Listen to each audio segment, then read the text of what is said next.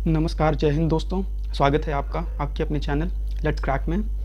अभी तक आप लोगों ने न्यूज़पेपर में या न्यूज़ चैनल्स में ये देख लिया होगा कि सुप्रीम कोर्ट ने जल्लीकट्टू को वापस से मंजूरी दे दी है।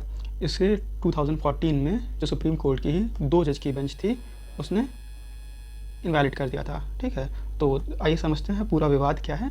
ठीक है, तो चलिए स्टार्ट करते हैं। सबसे पहले स्टार्ट करेंगे न्यूज़ के साथ कि हुआ क्या है। ठीक है, तो अभी जो सुप्रीम कोर्ट की 5 जज बेंच मतलब कि कॉन्स्टिट्यूशन बेंच ने, ठीक है, उन्होंने जो तमिलनाडु सरकार ने, तमिलनाडु की गवर्नमेंट, महाराष्ट्र की गवर्नमेंट और कर्नाटक की गवर्नमेंट ये अमेंडमेंट लेके आए थे prevention of cruelty to animals act 1960 में। ठीक है, और इन्होंने जैसे तमिलनाडु ने जल्लीकट्टू को, इसी तरह महाराष्ट्र ने जो बुलक कार्ट रेस है, ठीक है, और कर्नाटका ने जो कंबाला है या काम्बला, जो भी आप प्रोनाउंस करें। ठीक है, इन तीनों को वैलिड करने के लिए अलग अलग स्टेट में अमेंडमेंट लेके आती है तीनों स्टेट। ठीक है, prevention of cruelty to animals act में, ठीक है, 1960 में इसमें अमेंडमेंट लेके आए थे 2017 में। ठीक है, तो उसे कोर्ट में चैलेंज किया गया था किस बेसिस पे? जो 2014 की रूलिंग थी सुप्रीम कोर्ट की, जो 2 जज बेंच थी। कौन सा केस था? Animal welfare board of India versus A Nagaraj and others. ठीक है, animal welfare board of India versus A Nagaraj and others. इस केस में जो सुप्रीम कोर्ट ने जल्लीकट्टू को या फिर ऐसे जो भी स्पोर्ट्स हैं जिनमें जो एनिमल्स के साथ क्रूअल्टी होती है या उन्हें बीट किया जाता है, किसी भी तरीके की उन्हें इनकन्वीनियंस होती है, तो उन्हें बैन कर दिया था। ठीक है, इसके बाद 2017 में जो अलग अलग स्टेट्स हैं जहाँ पे ये स्पोर्ट्स खेले जाते हैं, तो वो अलग अलग कानून लेके आए, अपने अपने लॉज लेके आए, अमेंडमेंट लेके आए इस PCA prevention of cruelty to animals. ठीक है, इस एक्ट में जो 1960 का एक्ट है इसमें अमेंडमेंट लेके आए। उन्हें फिर चैलेंज किया गया कोर्ट में, ठीक है, सुप्रीम कोर्ट में। तो फिर आगे पढ़ते हैं कि जैसे फिर उन्हें चैलेंज किया गया सुप्रीम कोर्ट में, तो सुप्रीम कोर्ट ने अब वर्डिक्ट दिया है, उन सारे केसेस को मर्ज करके सुना और अभी वर्डिक्ट दिया है। और इसमें जो कोर्ट है उसने कहा कि जल्लीकट्टू या और जो ऐसे स्पोर्ट्स हैं जैसे बुलक कार्ट रेस हो गई, कंबाला हो गया, ये सब वैलिड हैं। ठीक है, मतलब बैन नहीं है। ठीक है, it said that the Jallikattu issue was debatable and must ultimately be decided by Lok Sabha. जैसे ये एक जो ये स्पोर्ट्स हैं ये कल्चरल प्रैक्टिसेस हैं। ठीक है, जो पोंगल का फेस्टिवल होता है जैन फेब के बीच में होता है तमिलनाडु में, उसमें इस स्पोर्ट को खेला जाता है सेलिब्रेट करने के लिए। ठीक है, हार्वेस्ट फेस्टिवल है तमिलनाडु का। जैसे बिहू है असम का, जो जैन में होता है उसे माघ बिहू कहते हैं। 3 टाइप के 3 बिहू होते हैं एक साल में असम में। ठीक है, ये जनवरी में होता है। पंजाब में लोहरी है, ओणम होता है केरला में।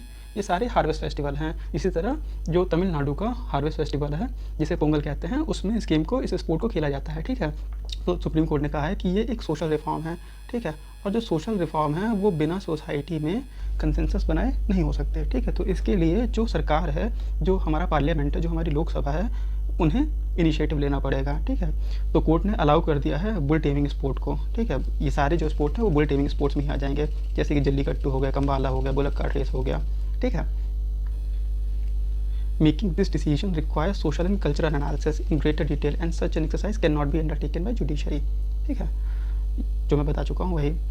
जल्लीकट्टू है क्या डिस्कस कर लिया हमने, लेकिन एक बार आप ये देखिए, फ़ोटो देख लीजिए।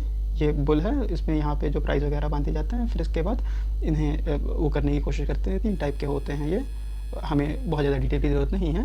ठीक है, मीन्स में भी इतना ज़्यादा मतलब जल्लीकट्टू के टाइप्स लिखने पड़े ऐसे कोई ज़रूरत नहीं पड़ेगी। ठीक है, इसे एरुथजुवथुल भी कहा जाता है। सॉरी प्रोनाउंसिएशन के लिए, करेक्ट नहीं है, पर आप देख लीजिएगा जो भी करेक्ट प्रोनाउंसिएशन है वो नॉर्थ साउथ का डिफरेंस आ जाता है। ठीक है, तो एरुथजुवथुल भी कहा जाता है जल्लीकट्टू को। या बुल टेमिंग स्पोर्ट है, मतलब जो बुल होता है उसको कंट्रोल करना होता है। ठीक है, traditionally played in Tamil Nadu as part of Pongal harvest festival. Pongal का जो हार्वेस्ट फेस्टिवल होता है, जो सेलिब्रेट करते हैं जब भी खेती वगैरह जो फसल हो कट के आती है, तो उसे सेलिब्रेट किया जाता है, तो उस टाइम पे खेला जाता है।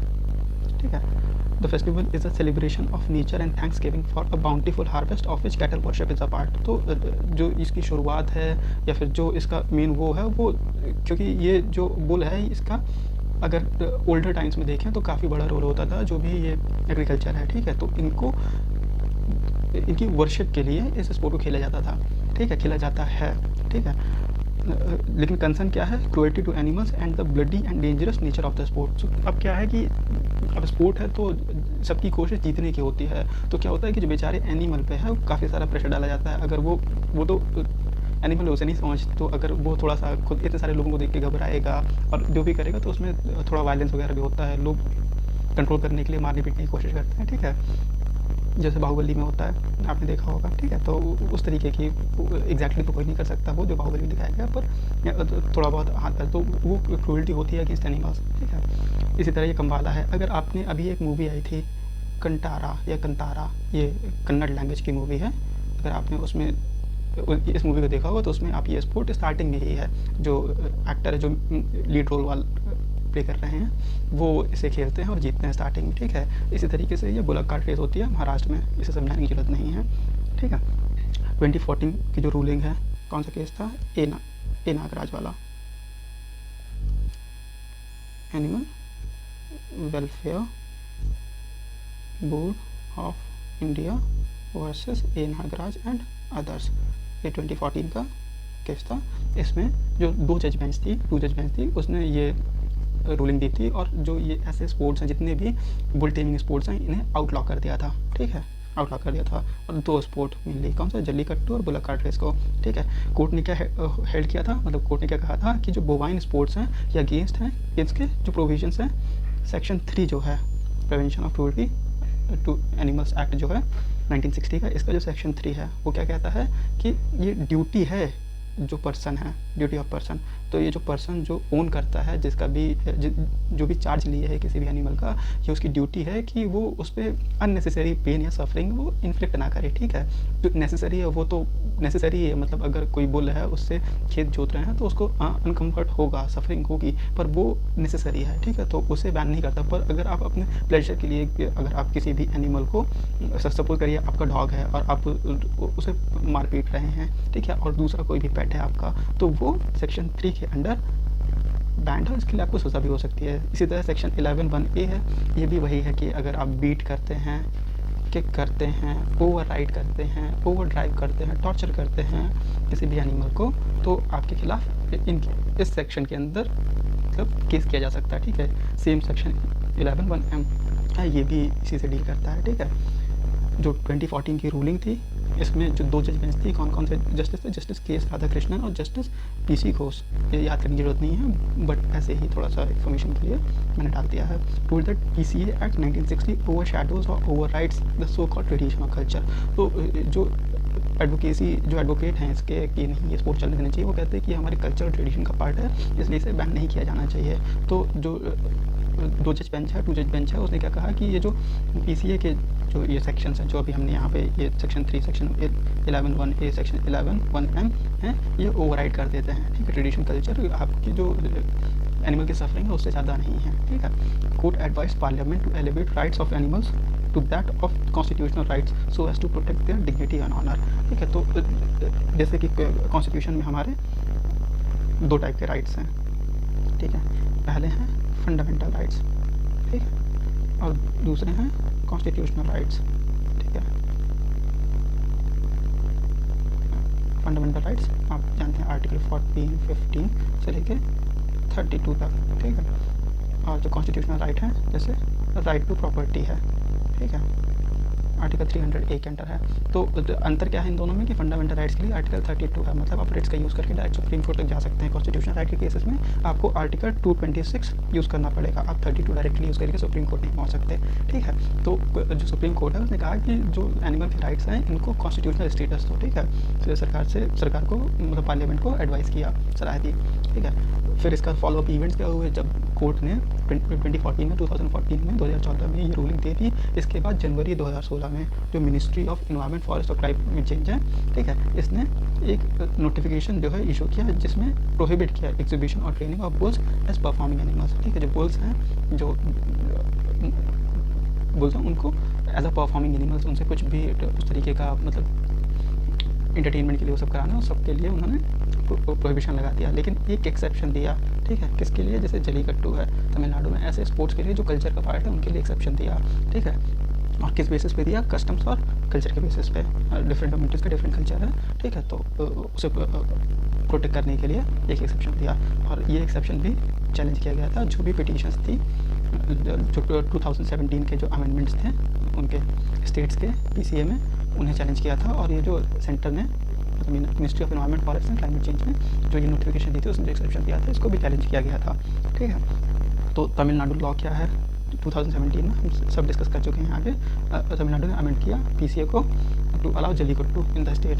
The amending act sought to preserve the cultural heritage of Tamil Nadu and to ensure the survival and well-being of the native breeds of bulls।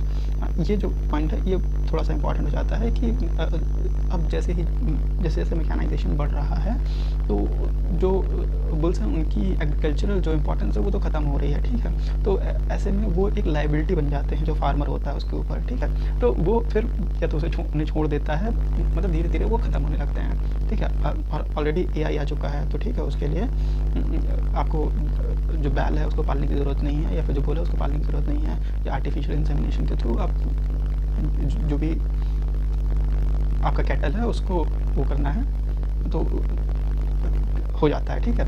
तो इस वजह से जो उनकी इंपॉर्टेंस वो कम हो गई है। तो ये जो स्पोर्ट हैं, इस तरह के जो स्पोर्ट है जल्लीकट्टू जैसे कि, ये एक रीज़न देते हैं जो फार्मर को, जो किसान होता है उसको, कि वो इन्हें जो बछड़े हैं या फिर जो बुल्स हैं, ये जो बैल हैं, इन्हें पाल लें, क्योंकि एक रिवॉर्ड की इच्छा होती है, रिवॉर्ड की चाहत होती है कि नहीं, अगर हम जीतेंगे तो रिवॉर्ड मिलेगा, और दूसरी चीज़ मान सम्मान मिलेगा। तो इस वजह से, और अगर ये स्पोर्ट चलता रहेगा तो जो ब्रीड्स है भी बची रहेंगी, नहीं तो ख़त्म हो जाएंगी। तमिलनाडु के बाद कर्नाटका ने भी वही स्टेप्स फॉलो किए और कंबाला के लिए अमेंडमेंट लेके आया। कर्नाटका हाई कोर्ट ने क्या कहा, इंटरिम ऑर्डर पास किया बैन करते हुए कंबाला रेसेस को, जब तक कि सुप्रीम कोर्ट डिसीजन ना देते। और ये सुप्रीम कोर्ट ने 18 मई 2023 को AD में 2023 को दे दिया है डिसीजन, ठीक है। महाराष्ट्र ऑल्सो पास्ट, ठीक है, बुलाकाट रेसेस को लीगलाइज करते हुए उन्होंने भी एक पास किया, अमेंडमेंट लेके आया। बॉम्बे हाई कोर्ट ने भी वही किया जो कर्नाटक हाई कोर्ट ने किया था। Supreme court bench hearing petitions opined the Jallikattu issue involve substantial question of interpretation of the constitution and referred the matter to the constitution bench. तो पहले क्या हुआ कि जब ये लेके आया 2017 में, इसके उनके जो लॉज को चैलेंज किया, फिर चैलेंज किया गया। पहले मिनिस्ट्री ऑफ एनवायरनमेंट, फॉरेस्ट और क्लाइमेट चेंज लेके आई, 2016 में लेके आई थी ना, हाँ, तो 2016 में नोटिफिकेशन लेके आई, फिर ये 2017 में इन सब ने किया।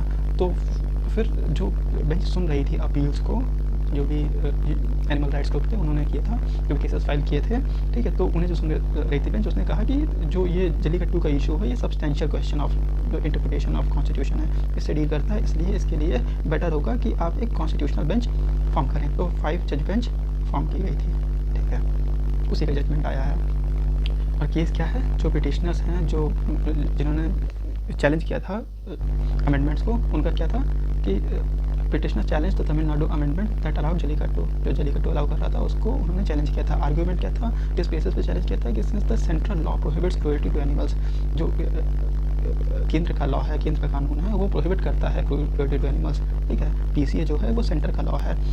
There could not be an amending act that perpetuates cruelty. जैसे ये कॉन्करेंट लिस्ट का एंट्री जो 17 है, prevention of cruelty to animals, ठीक है, कॉन्करेंट लिस्ट 3 है, ठीक है, उसका हिस्सा है। तो कॉन्करेंट लिस्ट के केसेस में क्या होता है कि जब तक सेंटर लॉ नहीं बनाता तब तक जो स्टेट का लॉ होता है उसकी वैलिडिटी रहती है। पर अगर सेंटर ने उस चीज़ पे कोई लॉ बना दिया उस सब्जेक्ट पे, तो फिर वो जो सेंटर का लॉ है वो राइट कर जाएगा, ठीक है। तो इस बेसिस पे इन्होंने वो किया था। He also named states like Karnataka and Maharashtra as parties since they too have similar sport। उन्हें भी इन्होंने ले आए थे इसमें। सिर्फ जल्लीकट्टू का न रह के ये सारे जितने भी बुल टेमिंग स्पोर्ट्स हैं उन्हें इंक्लूड कर लिया गया था केस में, इन्हें भी पार्टी बना दिया गया था, ठीक है। और तो कोर्ट का वर्डिक्ट क्या है, Tamil Nadu amendment act is not a piece of colourable legislation. Supreme court ने क्या कहा, जो डॉक्ट्रिन ऑफ कलरेबल लेजिस्लेशन, ये क्या कहती है कि what can not be done directly can not be done indirectly. अगर सरकार के पास ये पावर नहीं है कि वो इसे डायरेक्ट कर सके, तो ऐसा नहीं है कि सरकार उसे इनडायरेक्टली कर सके, वो तब भी इनवैलिड होगा। ये इंस्ट्रूमेंटलिटीज़ के केस में यूज़ होता है कि जैसे सपोज करिए कि सरकार कोई गवर्नमेंट डिपार्टमेंट के बेसिस पे जो कोई एक्ट है उसको नहीं कर सकती, ठीक है, वो जो कोर्ट में उसे इनवैलिड कर दिया जाएगा। तो कोई एक अपनी ऑर्गेनाइजेशन PSU, ठीक है, या कोई कंपनी बना दे और उसके थ्रू उसे अचीव करना चाहे तो वो भी इनवैलिड होगा। ये डॉक्ट्रिन ऑफ कलरेबल लेजिस्लेशन है, ठीक है। तो जो कोर्ट ने कहा कि ऐसा नहीं है, कि ये मतलब जो भी अमेंडमेंट लेके आए वो सही था, वो उनके वेल विद इन पावर्स था, ठीक है। It relates to entry 17 of list 3 और 7 शेड्यूल, ठीक है, which relates to prevention of cruelty to animals act, ठीक। कॉन्करेंट लिस्ट में है एक ये प्रोविजन भी है कि अगर जो लॉ को प्रेसिडेंट से एसेंट मिल जाता है या फिर जो गवर्नर है वो प्रेसिडेंट की प्रायर परमिशन से एसेंट दे देता है तो जो लॉ होता है वो वैलिड होता है। जो सेंट्रल लॉ है फिर ओवरराइड कर सकता है, अगर जो सेंट्रल गवर्नमेंट है वो दोबारा से उस पर लॉ बना दे या जो एग्जिस्टिंग लॉ है उसको फिर से अमेंड कर दे तो फिर वो वैलिड हो जाता है, ठीक है। कोर्ट ने कहा कि नहीं, ये जो है अमेंडमेंट्स थे ये वैलिड थे। Court added that 2017 amendment minimises cruelty to animals in the concern sports, तो अलाउ करता है ये जो लॉज लेके आए हैं अपने कल्चर को प्रोटेक्ट करने के लिए तमिलनाडु, महाराष्ट्र और कर्नाटका, तो ये भले ही अलाउ कर रहे हैं स्पोर्ट्स को, लेकिन जो ये इन्हें अगर ढंग से पढ़ा जाए तो ये मिनिमाइज़ करते हैं जो भी क्रुएल्टी है, ठीक है, against animals. Once it is implemented and read with the rules, जो रूल्स भी जो सरकारों ने, जो भी स्टेट गवर्नमेंट्स हैं उन्होंने जो रूल्स भी रिलीज़ किए हैं, अगर उनके साथ इस अमेंडमेंट को पढ़ा जाए, the sports will not come under the definition of cruelty as defined in the 1960 act. जो prevention of cruelty to animals act है 1960 का, उसके अंडर जो उसके सेक्शन 3 जो हमने पढ़ा, सेक्शन 11(1)(a) पढ़ा, ठीक है, सेक्शन 11(1)(m) पढ़ा, ठीक है, इन तीनों के अंदर नहीं आएगा, ठीक है। जो भी पर्सन इंचार्ज है वो अगर अननेसेसरी पेन या सफरिंग इन्फ्लिक्ट करता है या मारते पीटते हैं आप, तो इन चीज़ों के अंदर ये जो अमेंडमेंट है ये नहीं आता है, ठीक है। कोर्ट ने कहा 2017 amendment does not violate article 51 AG, जो आर्टिकल 51 AG है इसे Magna Carta of animal rights in India कहा जाता है, ठीक है। तो कोर्ट कहता है कि नहीं, ये जो अमेंडमेंट है 2017 के तीनों स्टेट्स के, ये वायलेट नहीं करते हैं आर्टिकल 51 AG को, ठीक है। अमेंडमेंट डिडंट वायलेट आर्टिकल 14 और आर्टिकल 21, जो राइट टू इक्वालिटी और राइट टू लाइफ है, इन्हें भी वायलेट नहीं करते हैं। आशा करता हूँ आपको ये समझ में आया होगा, और जो भी आपको कमियाँ लगी हों इस वीडियो में प्लीज़ उन्हें कमेंट सेक्शन में बताइए, और प्लीज़ इस वीडियो को लाइक कीजिए, हमारे चैनल को सब्सक्राइब कीजिए और सपोर्ट कीजिए। नया चैनल है, जो भी गलतियाँ हों उन्हें भी कमेंट सेक्शन में बताइए, हम उन्हें भी इम्प्रूव करने की कोशिश करेंगे। Thank you for watching. Have a nice day.